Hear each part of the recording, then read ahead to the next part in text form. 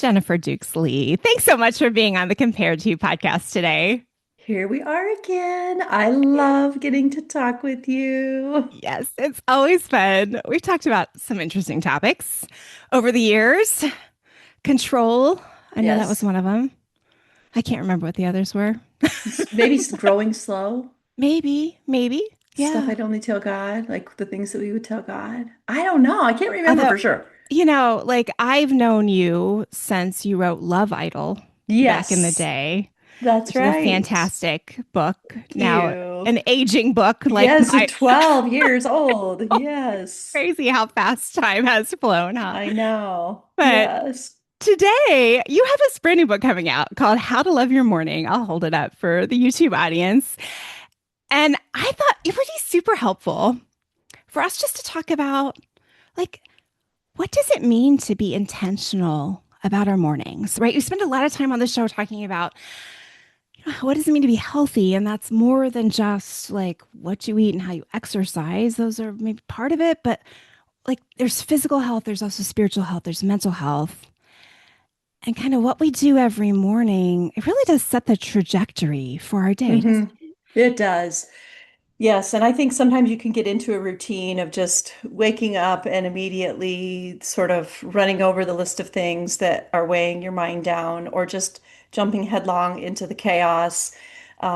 Maybe kids that are running down the hall or out the door, and you yourself are trying to get ready for work, or you wake up to grief, you wake up to anxiety. There's so many things. And we all know as Christians that it would be super helpful to start with a whole bunch of healthy practices first thing in the morning, but we kind of wonder, do we have time to do it? We get overwhelmed thinking that a morning routine has to look like the one that we've seen on Instagram: wake up at 5 a.m., run a half marathon, iron your bed sheets, have a gourmet breakfast, exegete the entire book of Leviticus, and so on before like 8 o'clock. And that's just not realistic for most of us. But what is realistic and what is possible are what I really outline in this book, and why it's important. To answer your question, Heather, why does this matter? What I know to be true is that when we do these things at the beginning of the day that are healthy, and in particular, when we meet with God at the front end of our day, the rest of our day automatically has to level up to meet God. And so that is to say that in the morning, you have a really incredible opportunity to set your daily intentions and expectations around the heart of God. Mm-hmm.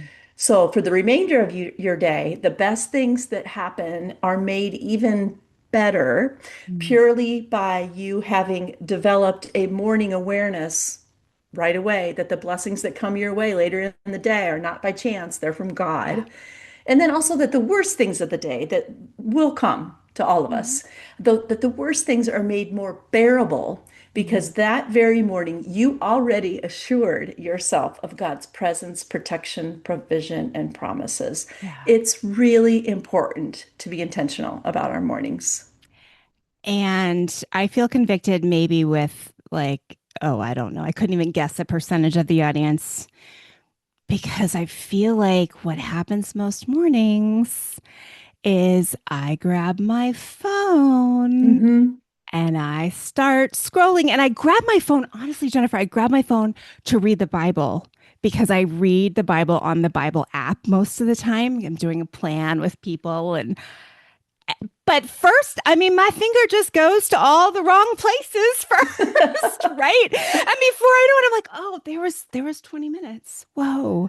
I mean, Yeah. and you have a liturgy in here for what's it called? Like the liturgy of the screen, something or Save us from our save screens. us from our screens. That's so brilliant. But I mean, I think a lot of us do that now. Why Yes. is that not the most helpful thing for us?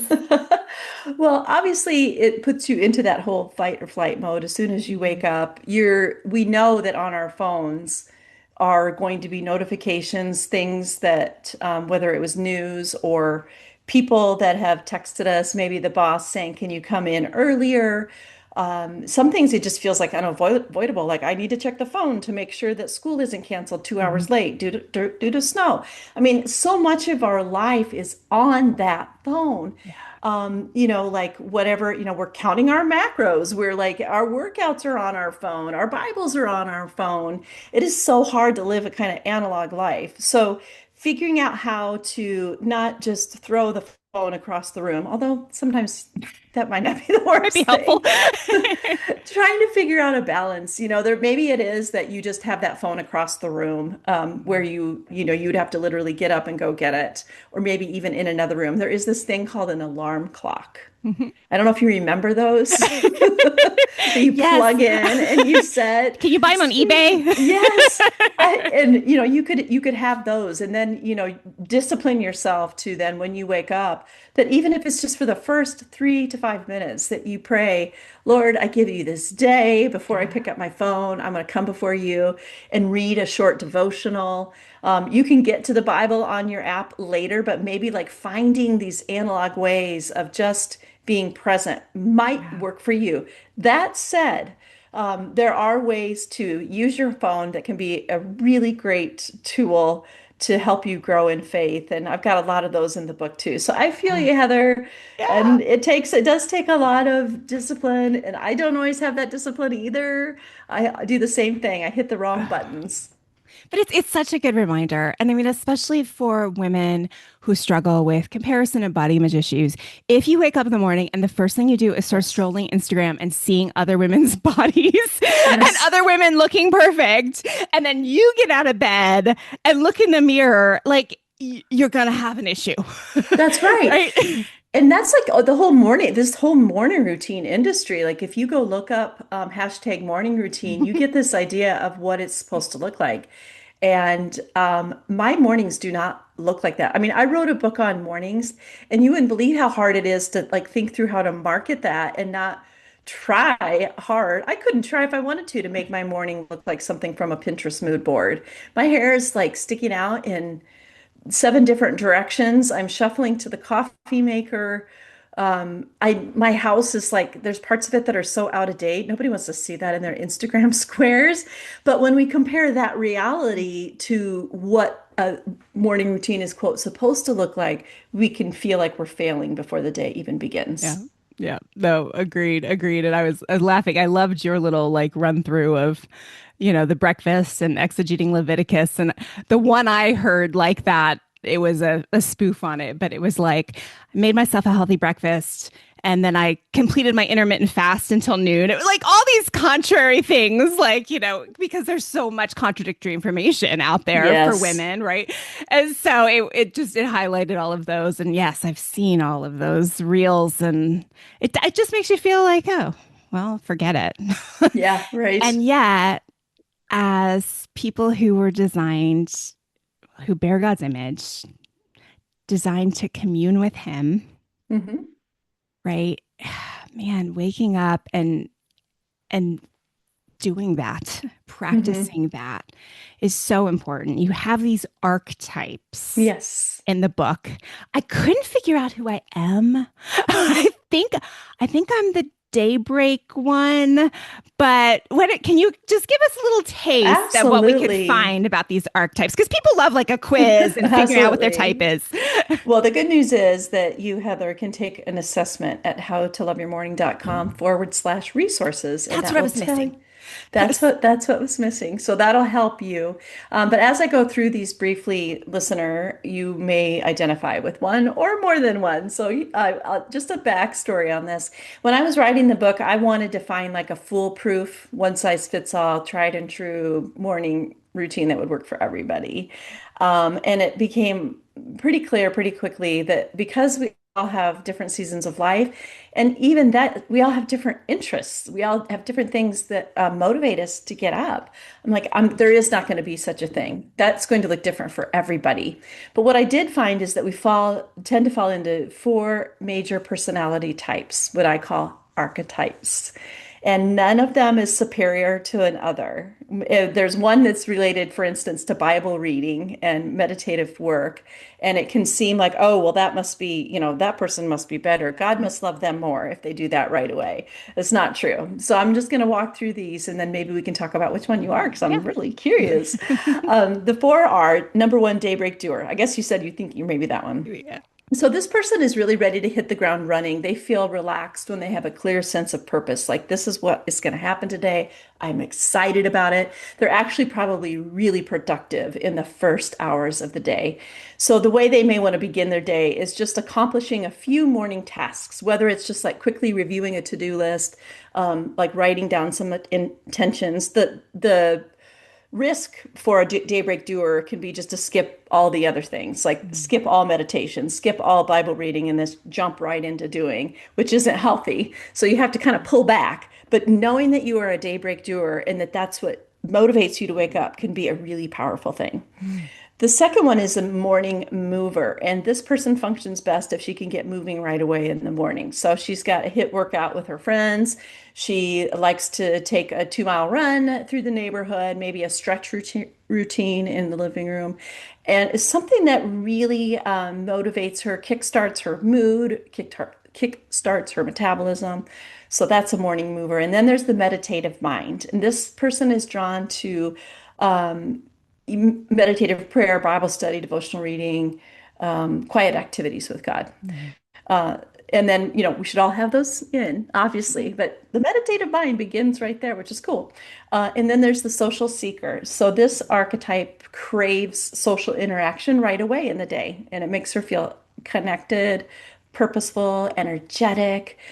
This might sound surprising, but this actually might be a person who picks up the phone pretty early on in the day to text on social media. Let's say it's a widow who is a social seeker and their person is no longer with them and they wake up to an empty, echoing house. Mm.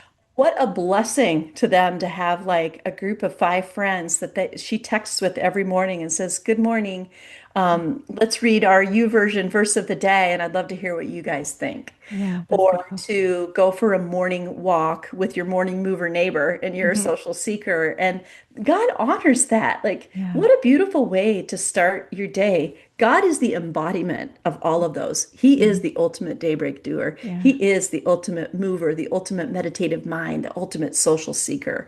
So when you start your day with your type, with an activity that's common to Mm. your type, what an incredible way to start your day. It's going to Yeah. motivate you to get up and going, and you can pick up the rest of your ritual from there.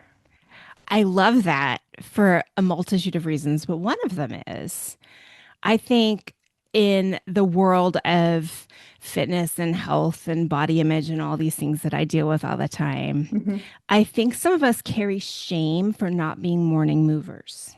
Mm. But I've learned personally that, like, just the way my cortisol goes and all those things that you have studied when you're in midlife, like, it's better for me to exercise between 2 and 4 in the afternoon. But Mhm. like you said, watching those reels, it's like, oh, if I didn't get my workout in before 6 a.m., It doesn't am I a count. loser? Yeah, it doesn't even That's count, right. right? And so I really appreciate it from that standpoint. And then just, the affirmation that we are all created differently. I Hmm. think I am a daybreak doer. I think that's me. I get started and then I'm like, I was supposed to read the Bible. Okay, I got to stop now and do that because most mornings I do remember right away, but sometimes, I just, especially if I wake up 10 minutes late, it just messes the Yeah. trajectory of everything up.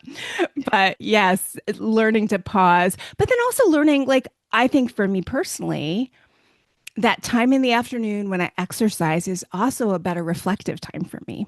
Mm. Like, I'm much more likely to go work out and then come back and then be able to sit and study God's word. Yeah. I can bring it down then. Absolutely. And so this is really important what you're raising here because I think that what some people are seeing is, Jennifer, how come you're saying it's okay to just settle for like 5 or 10 minutes of prayer time and quiet in the morning? We need to be digging in the word. 100% we need to be digging in the word. And also that deep study with commentaries and like a lengthy Bible study does not have to happen in the morning. I do want, strongly encourage, God desires to meet you in the first moments of your day, but it does not have to look like this sort of idealized version of quiet time that we've been sold as the ultimate way to connect with God. Again, I am extreme proponent of biblical literacy, but that is different Mhm. from starting your day out with God, giving him your day, giving him like your worries and moving from there. It's Yeah. awesome to move later in the day. It's awesome to study later in the day and also to have like these brief but intentional moments with him at the start of the day. Yes, I love it. Okay, you're wearing a t-shirt that says Hmm. person in progress. So what does that mean? Like you gave us a little taste of why you wrote this book, but like what got you set on thinking about mornings? Was it always Yeah, so this t-shirt is a pre-order incentive for people that order a certain number of the books because we have Bible studies and books. So they've been really fun to sell, or not sell, they're free. You get them free, including stickers if you buy a bunch, five or more. And we just wanted to have like a really fun, playful way of approaching mornings. But the truth of the matter is, we are actually all morning people. Mm, That was what I discovered when I started writing this book. mm, I wrote this book. I think you asked like how did the book come about? Okay.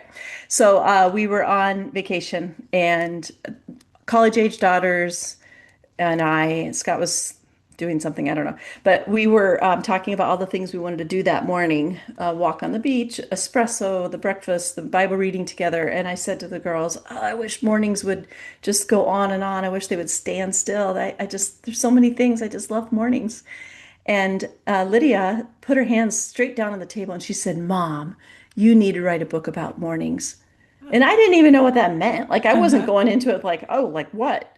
Yeah. So while on vacation, I started my study of every one of the 200 plus mornings of scripture. That took me a whole year, but I Okay. started on that vacation because I'm like, Amazing. what does God have to say about mornings? Yeah. And in Genesis, I discovered that the very first thing that God created on this earth before anything else was a morning Mm, when he said, Let there be light.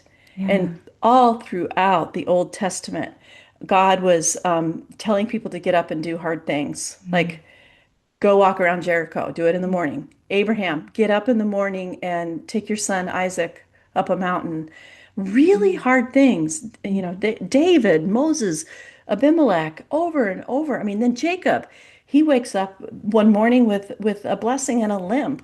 mm, You get to the Old Testament, and we've got the hardest morning in all of human history, which was crucifixion morning.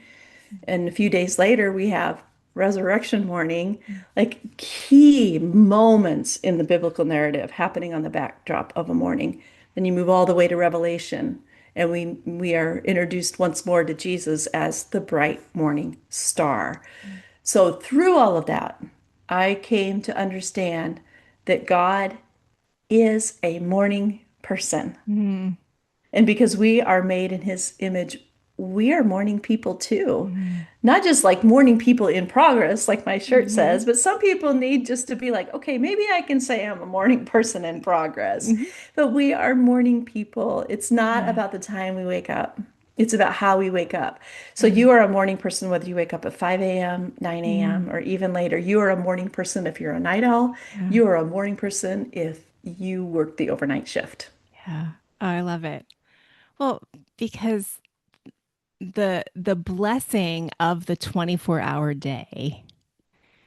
I mean, we couldn't handle any more than that, right? We Hmm. need that the clear-cut break of night and then that new every morning. Hmm. That fresh grace, that fresh mercy, that start over, begin again. Like we need that every morning. And I think, learning how to really embrace that, not just drudge through it, is a beautiful concept. It's so woven into scripture. The verse that you are referring to, Lamentations 3, that says that his mercies never fail. They are Mm, new every morning.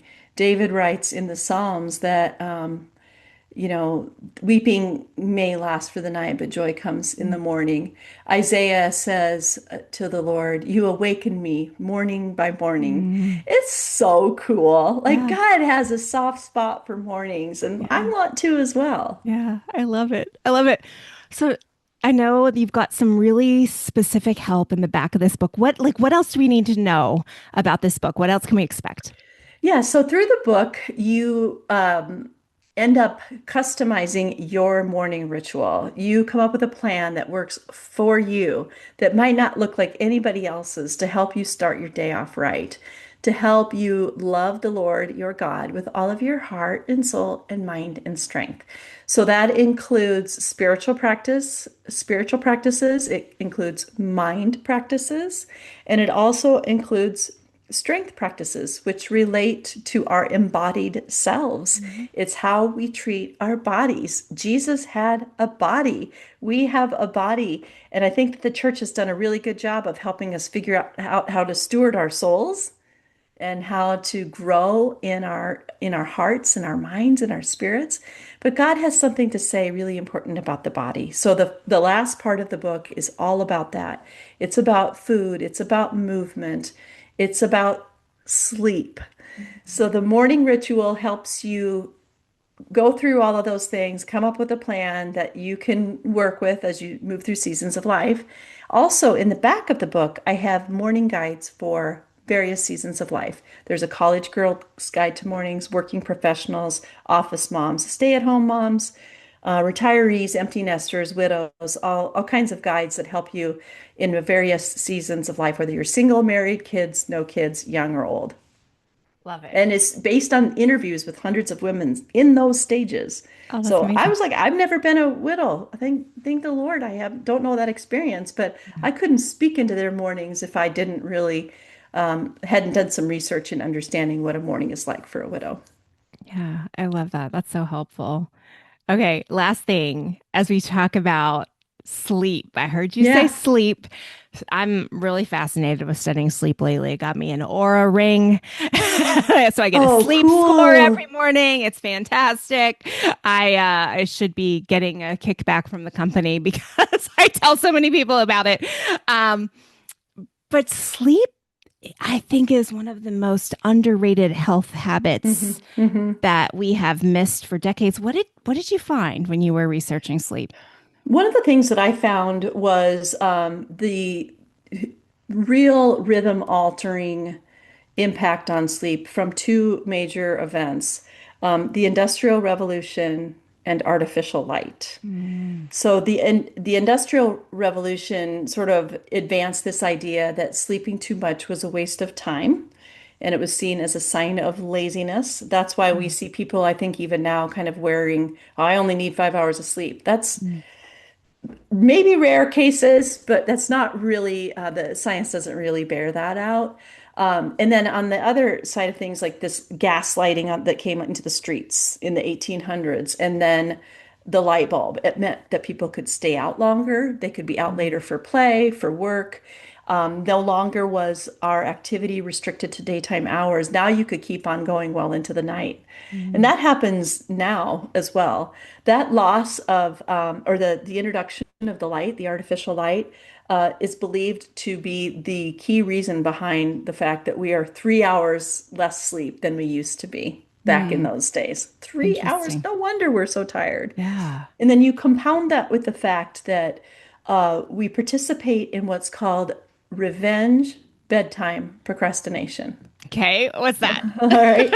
So this is when all of your, day, you have been busy taking care of other people, taking care of things at work, taking care of things in the home, and you revenge bedtime procrastinate. It happens when you put off sleep, you procrastinate it, and instead you scroll on Instagram or you binge watch another show. It's a way to decompress at the end of a long day. Mm, It's seen as a way to reward yourself with a little me time because hmm now finally Everybody else Hmm. is taken care of, and you can do this something for yourself. Yeah. And it is having a profound effect on our sleep Mm-hmm. as people, and I really think especially as women who Mm-hmm. are called to do so many things. And we're doing such a huge favor for ourselves if we decide this is how much sleep I need, and making yourself get to bed in time instead of procrastinating and putting it off. Yeah. Yeah. No, that's so good. Right on. I mean, the thing about the Aura Ring, it gives you data around your sleep. And I've always gone to bed fairly early. I mean, 9:30, we're like, we're in bed. But I thought because I was in bed from 9:30 till let's call it 6:30 that I was, getting that many hours of sleep. And now wearing this ring, getting my diagnostics, like some nights I'm in bed even longer than that and only getting 7.5 hours of sleep or 8 hours of sleep.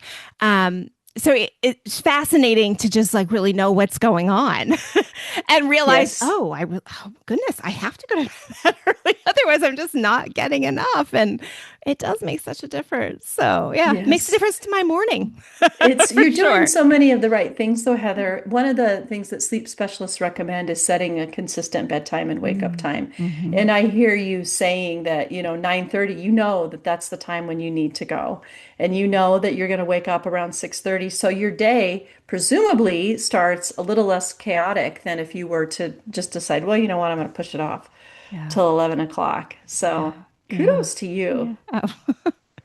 Well, we keep learning, right? Yes, that's for We sure. keep learning how to navigate Hmm. aging, I think, is part of what I'm navigating here too. Well, Jennifer, How to Love Your Morning, Faith-Filled Habits to Build a Life of Joy and Purpose One Day at a Time is the book. It's available April 7th, you said. And I know it's available all the places. You tell us again about your pre-order bonuses and the quiz.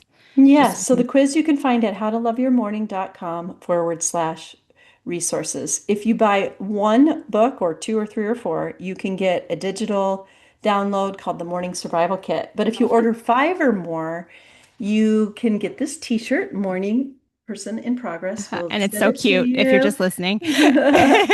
And then these Morning Person in Progress stickers. Cute. Um, so I have a Bible study too. A lot of people are they're like, well, we're going to go ahead and do this Bible study anyway. So if you did like two books and three Bible studies or five Bible studies or whatever. So yeah, Awesome. Awesome. And they're all available everywhere books are sold. that's right. Great. Well, Jennifer, thank you so much for being on the show today. Thanks for having me.